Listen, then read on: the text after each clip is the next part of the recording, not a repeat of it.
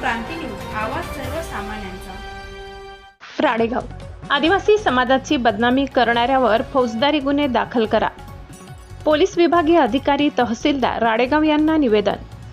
राडेगाव तालुक्यामधून मागील काही महिन्यात आदिवासी समाजातील 34 मुली बेपत्ता झाल्या असून मानवी तस्करीचा संशय व्यक्त करून अल्पवयीन मुली परराज्यात विकल्या जात असल्याचा एका विशिष्ट राजकीय पक्षाचे जिल्हाध्यक्ष व काही हिंदू संघटनांकडून जाणीवपूर्वक गंभीर आरोप करण्यात आलेले आहेत। हा केवळ 34 मुलींचा अपमान नसून सर्व आदिवासी समाजाचा अपमान आहे। आदिवासी समाजाची सार्वजनिकरित्या जाहीर बदनामी झाली आहे, त्यामुळे संबंधितांवर फौजदारी गुन्हे दाखल करण्याची मागणी उपविभागीय पोलीस अधिकारी रॉबिन बन्सल, तहसीलदार राडेगाव, ठाणेदार राडेगाव यांना ट्रायबल फोरम व राष्ट्रीय आदिवासी स्वायत्त परिषद भारत या संघटनेच्या वतीने निवेदन देऊन केली आहे। गुन्हे दाखल करून कारवाई करण्यात यावी, प्रशासनाने आदिवासी समाजाला न्याय द्यावा अशी मागणी विविध आदिवासी संघटनांनी केली आहे।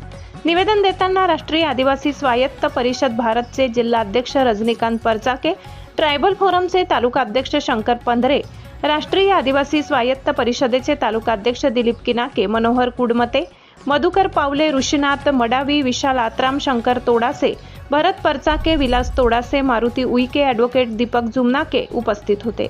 महाराष्ट्र क्रांती न्यूजसाठी यवतमाळ जिल्हा प्रतिनिधी रजत चांदेकर।